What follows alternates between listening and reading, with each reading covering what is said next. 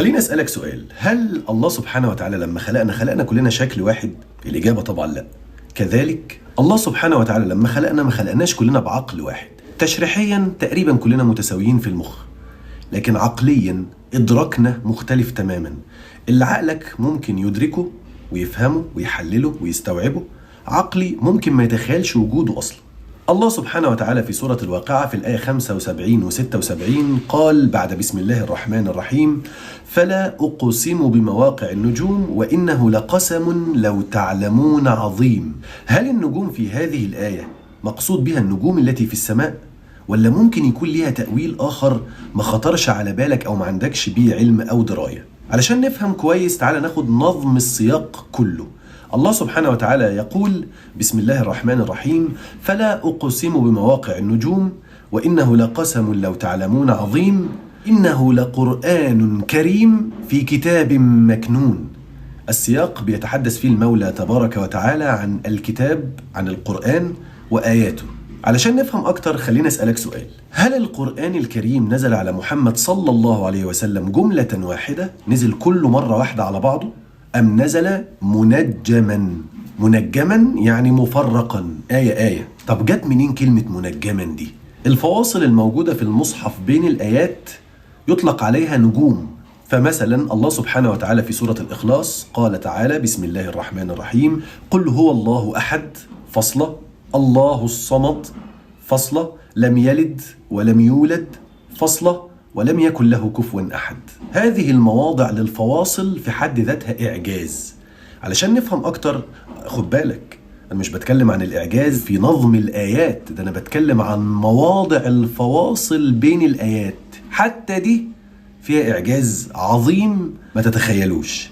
علشان نفهمه أكتر تعال أخدك من إيدك في رحلة قصيرة كده في دقيقتين 3 أوريك الكلام ده بنفسك. يلا بينا. تعال بقى يلا افتح معايا المصحف على سورة المدثر بدءا من الآية 26. يقول الحق تبارك وتعالى بسم الله الرحمن الرحيم: سأصليه سقر وما أدراك ما سقر لا تبقي ولا تذر لواحة للبشر عليها 19. خد بالك من الرقم ده كويس. مين بقى 19 دول؟ ملائكة النار، خزنة جهنم. في سياق آخر وفي آية أخرى في سورة أخرى في هذا القرآن العظيم في سورة الحجر الآية 43 و 44 قال تعالى: وإن جهنم لموعدهم أجمعين لها 7 أبواب. 7 أبواب لكل باب منهم جزء مقسوم. 7 أبواب. لو حطينا الآيتين جنب بعض، آية سورة المدثر بتخبرنا بتنبئنا إن عدد خزنة النار ملائكة النار 19، وآية سورة الحجر بتخبرنا بتنبئنا إن أبواب جهنم اللهم أجرنا منها 7. فلو قسمنا عدد الملائكة على عدد الأبواب يعني 19 على 7 هيطلع ناتج غير صحيح، هيطلع 2.71 2.71%. الله، ده ثابت أويلر. هو مين لا مؤاخذة أويلر ده؟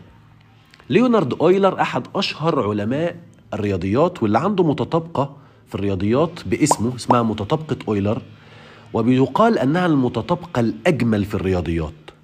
طب برضه هو اشمعنى يعني أويلر؟ ليه مش مثلا ثابت باي، النسبة التقريبية بين محيط الدايرة وقطرها؟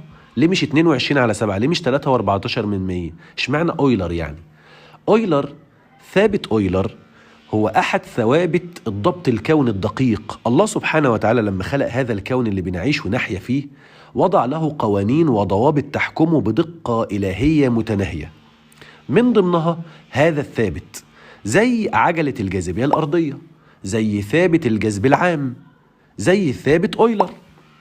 لما نرجع تاني لسياق آيات سورة المدثر هنلاقي الآية اللاحقة على طول بعد عليها 19 قال فيها الحق تبارك وتعالى بسم الله الرحمن الرحيم: وما جعلنا أصحاب النار إلا ملائكة وما جعلنا عدتهم إلا فتنة للذين كفروا ليستيقن الذين أوتوا الكتاب ويزداد الذين آمنوا إيمانا. أوتوا الكتاب أي السابقين، أصحاب الكتاب السابق. فهنرجع للكتاب السابق للقرآن الكريم، الكتاب المقدس، ونروح نشوف 19/7 دي هتودينا فين. 19 هيودينا على سفر المزامير. 7 هي الآية 7 في هذا السفر، بيقول فيها الحق: ناموس الرب كامل يرد النفس، شهادات الرب صادقة تجعل الجاهل حكيما. ناموس الرب أي قوانين الرب في هذا الكون، وشهادات الرب. نرجع تاني للقرآن الكريم، هنلاقي أكبر شهادة لله في سورة الأنعام: بسم الله الرحمن الرحيم، قل أي شيء أكبر شهادة قل الله شهيد بيني وبينكم، إلى آخر هذه الآية. والعجيب أن هذه الآية هي رقم 19.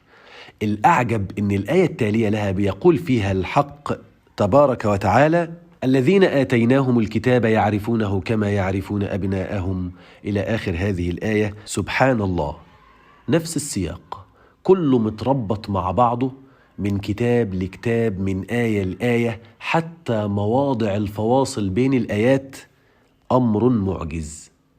أعتقد دلوقتي بعد اللفة اللي خدناها دي فهمنا يعني إيه مواقع النجوم في هذا الكتاب الكريم. أمر لو تعلمون عظيم. صدق الله العظيم. سلام.